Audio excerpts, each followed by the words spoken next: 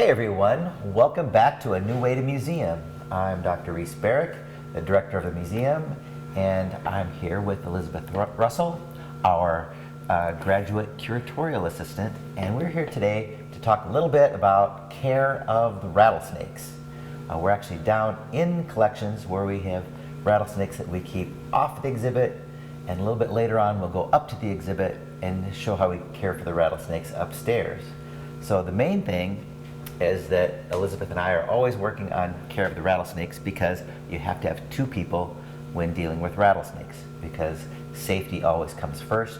So whenever you're handling rattlesnakes, there should always be two people.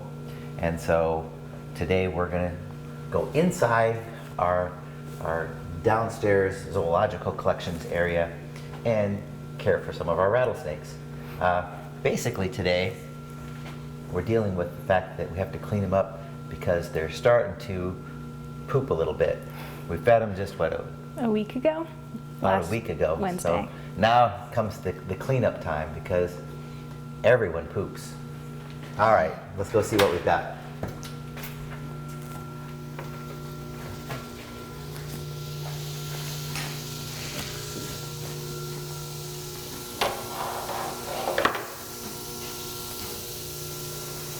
So we have all of our snakes in here, and they're sealed in so they can't escape out of their boxes. And our first snake that we have to work with is our Arizona Black, whose name is? Donkey Kong. Donkey Kong. All right, so why don't you lead us through what it is we have to do. All right, so first we have our snake bucket here. And we make sure we have our lid nearby, which can act as a shield when we put the snake from the bin into the bucket. And it's a screw lid, so that when other people come by, which won't happen down here, you can't just pull the lid off. It will be screwed down tight. Then we always want to make sure we know where our snake is. So we look, and we never grab them with our hands because that would not be very intelligent. We always use our snake hook and make sure we're a good distance away. I think the recommended is a body length, the snake's body length away, or at least 2/3 of the snake's body length away. So you stay outside of striking range. Then we just pop the lid open a little bit and finish with our hook. Hello there, little guy. And then we want to hook gently under their body, lift them up, and just get them into the bucket, their head first, and then their tail. Then we take our lid and screw it down tight. And then we can set them over to the side so that we don't accidentally knock that over. Take the water out, and inside we just use newspaper for the bedding. It's kind of dirty, obviously, right now. Then we just roll it up.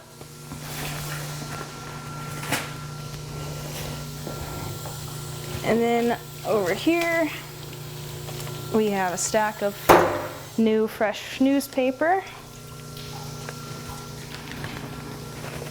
And then we just lay it down, if I can get it.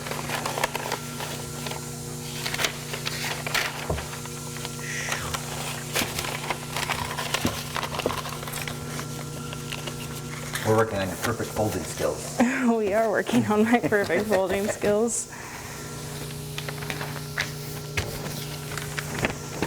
And we want to make sure we cover the whole bottom part of the bin so that it's easy to clean up next time. Then we add the fresh, clean water dish in for the snake. Yep.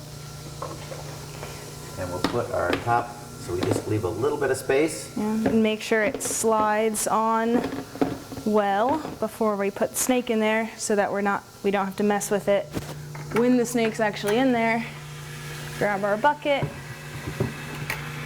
kind of make sure they're down there. So when you unscrew the lid, you want to use it as a shield like I explained earlier so that the snake doesn't just jump straight up and bite you. So you angle it.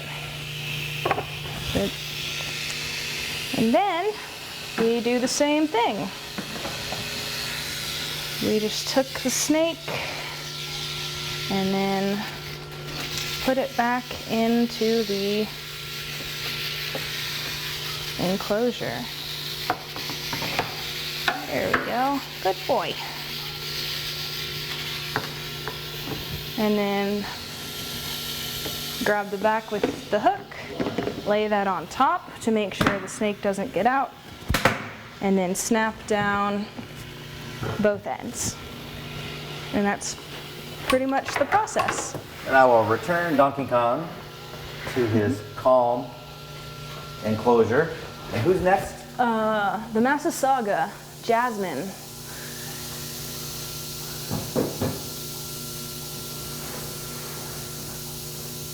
When they go in here, it's very tight, so it holds the lid on. So there's no chance of them pushing on the lid to pop it open. Let's see. The Massasauga, a beautiful rattlesnake that is found in Kansas. A smaller rattlesnake with a smaller rattle, but a very beautiful little snake. Hey there. Yep. I don't know what that is, by the way. Hey. So, same thing. We want to hook gently and then set them in the bucket. And it's always better to start hooking them from the upper portion of their body than from the lower, so that way if they do start to move, there's more of the snake to crawl over. Less likely to lose them off the hook. Yeah. And the water's a little bit dirty, so we always want to clean the dish out and clean the water out. Sometimes they tend to spend a little time in the water, especially before they're getting ready to shed their skin. All right. So I got the paper and just lay it down again.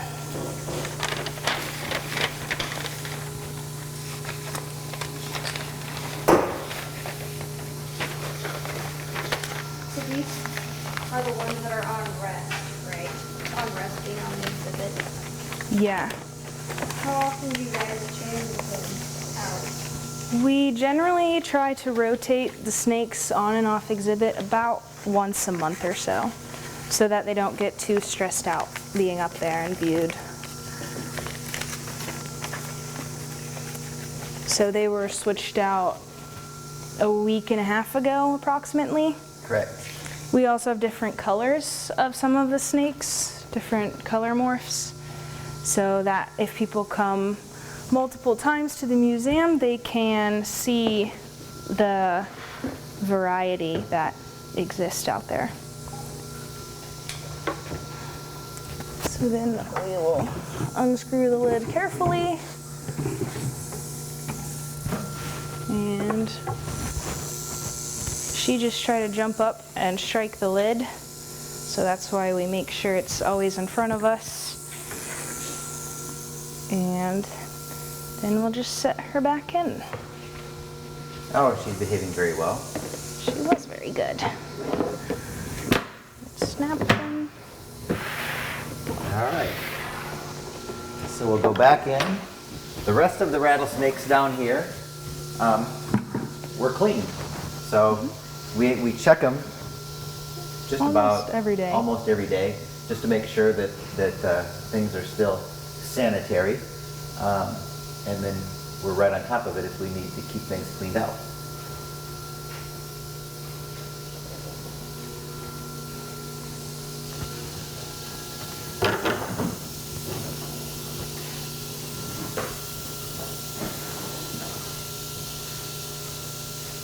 And you might be able to hear in here, the rattles go off, because whenever somebody comes in to visit, the rattlesnakes, they all wake up and they like to say hi as you walk in. So rattles everywhere, which I think is kind of a beautiful little percussion.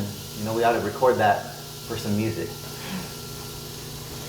All right, so we are finished with the rattlesnakes down here. We do keep the door locked so that if anybody's wandering around, they can't just walk into the rattlesnake area. And then we hide the key so it can't be found except for Elizabeth or I. So we keep everything especially safe, and it's basically impossible for a snake to get out of their bins or their enclosures in here. And if they did, if we're moving them around inside, they still can't get outside the door, and the door always remains locked. So we're pretty safe that way. So now we're going to go up to the exhibit, and we will head that way. We'll join you again once we get up there, and we'll show you how we take care of the snakes that are up on exhibit. All right, we'll see you in just a minute. Welcome back. We are upstairs now around the exhibits. This is the outside of them. Whenever I come up here, I check on the rattlesnakes and look in their exhibits. So when I look in a rattlesnake exhibit, I check to see if their water bowl is full. The rattlesnakes, some of the rattlesnakes we don't have doubles of. So the ones we don't have doubles of have a water bowl in their cages up here. Rattlesnakes, they don't really drink a lot of water, so that's why the ones we rotate on and off exhibit don't have water, because they live in dry regions, so they don't need to really drink. They get most of their water from their food. But we do check their water bowl for the ones that do have them, make sure they're clean and full. Then I check for any defecation. Also check to make sure the glass is clean, because sometimes the snakes will crawl up on the glass and make it all dirty with their scales kind of rubbing against it. I make sure also that their substrate is nice and looks presentable. And then I will also check to see if the snakes are in shed. That's just a good thing to keep track of. Before they shed, their eyes will get all blue and cloudy, and then that goes away, and a few days later they'll shed their skin. But it's just good not to mess with snakes when they're in shed, because it's a stressful time for them. All right, so we're going to go inside the exhibit. Again, it's sort of an extra safety precaution. We have a locked door. You have to go inside the exhibit. The walls are closed all the way around, so there's no way for a snake to escape the enclosure of the exhibit area. So they're in their cages, but they're also inside the whole exhibit area. So we're going to go ahead and step inside and see what it looks like in here.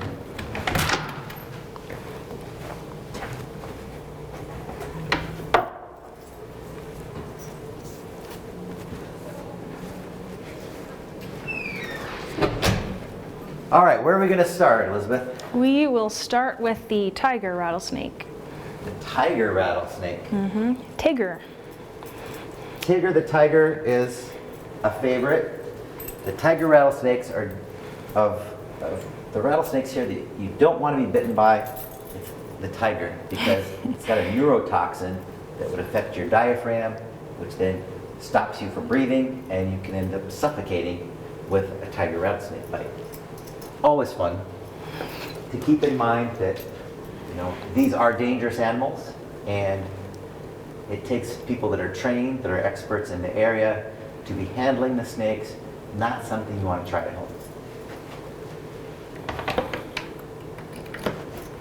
So we have them locked with a padlock, and they're also locked with, so we have basically two ways of keeping the doors shut.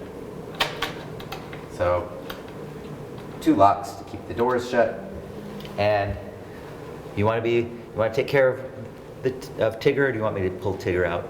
You can pull Tigger out. All right, I'll pull Tigger out. So when we're taking out the rattlesnakes here, you can pop the door lock, put your snake stick in, so you can lower the door while keeping plenty of distance because you don't exactly know where the snake is.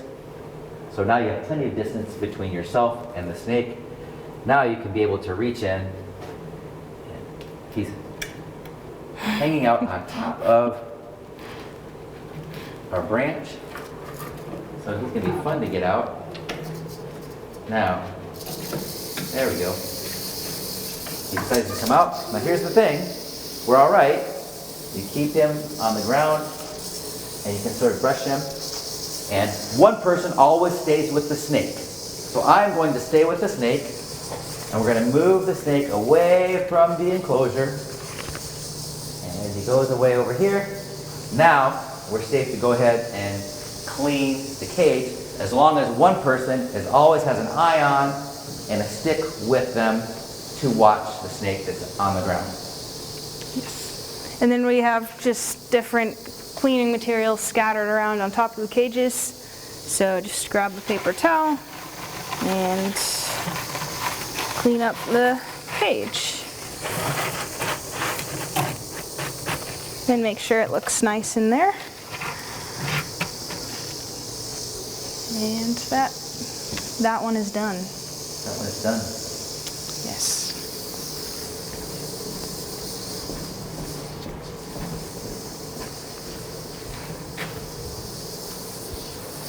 Get him up.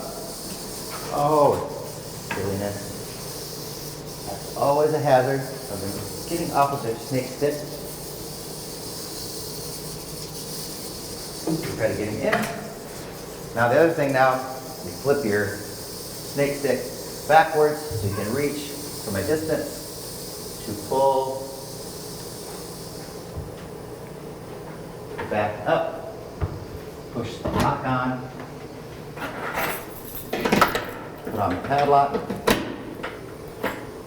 and also finish the latch over here so we have it double latched. And now the snake is safe back in his enclosure. Where to next? The speckled, toothless. Speckled. Yes. Because Toothless lost his fangs once. Our speckled rattlesnake, a couple of weeks ago, we found his fangs actually in the enclosure.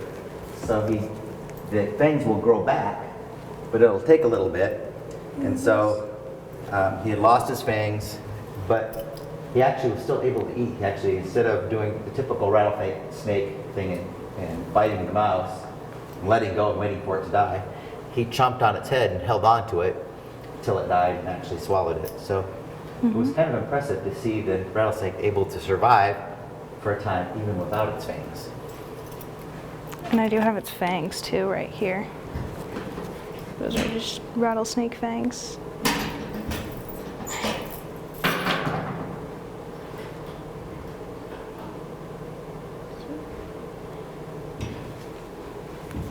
All right, so we're ready to get our speckled rattlesnake out. And as you can see, it's important to open the door this way because sometimes the snake is right here at the edge of the door, almost saying, hey, I'm ready to come out.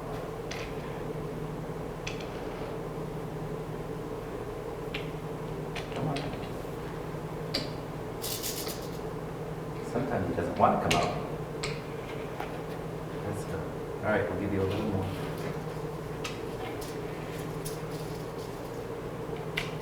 There we go. All right, I'll bring him over this way. Hold him up over here, and then we can set him down, and he will settle into a little routine where he will just hang out, and I will be between Elizabeth and the snake at all times so that she's safe for cleaning out the enclosure. Yep.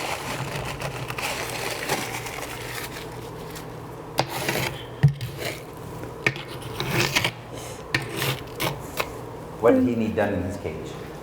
He had fuzzy stuff in there, and his glass needs clean because he tends to be more active and likes to climb up the glass.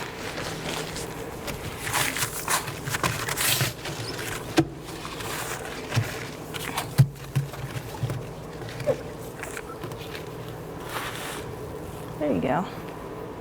Clean glass, clean cage. Clean glass, clean cage.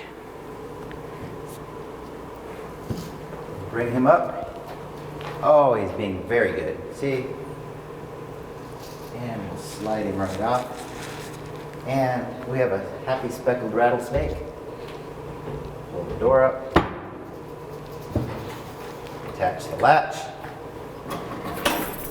Pop the padlock back on. And we have a happy speckled snake. Say, how about we take a look at one more? Should we have fun with one of the bigger ones? Sure. We have the Western Diamondback Western Diamondback. to do, Ooh, which is Brutus. Brutus. Let's go check out Brutus.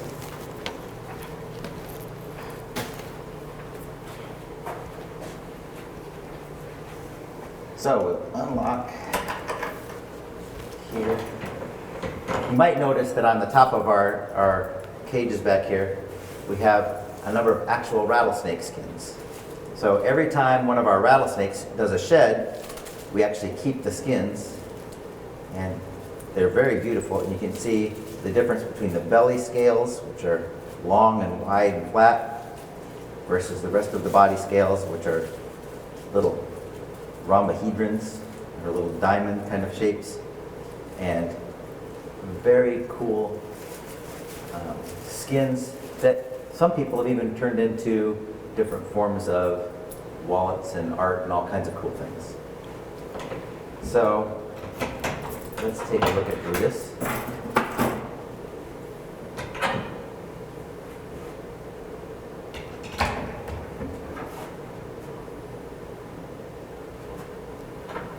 Brutus is bigger than your average rattlesnake. We have some very tiny rattlesnakes like pygmies. Western Diamondbacks are some of the bigger ones.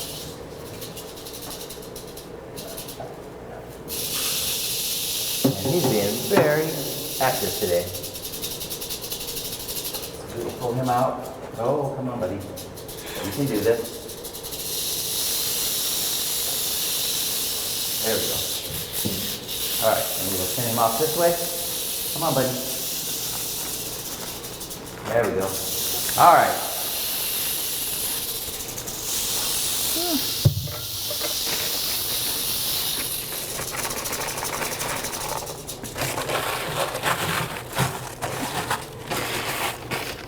Brutus really made a mess in there. He did. And now it's clean. There you go. And Brutus is hanging out.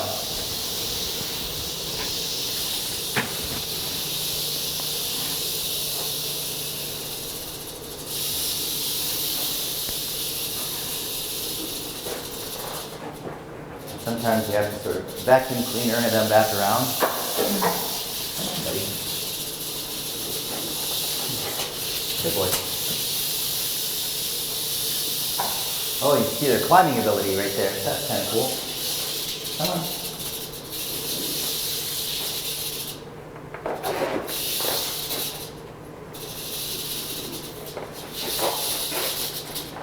And come back. Whenever we get close to the beginning, that's what we want to be.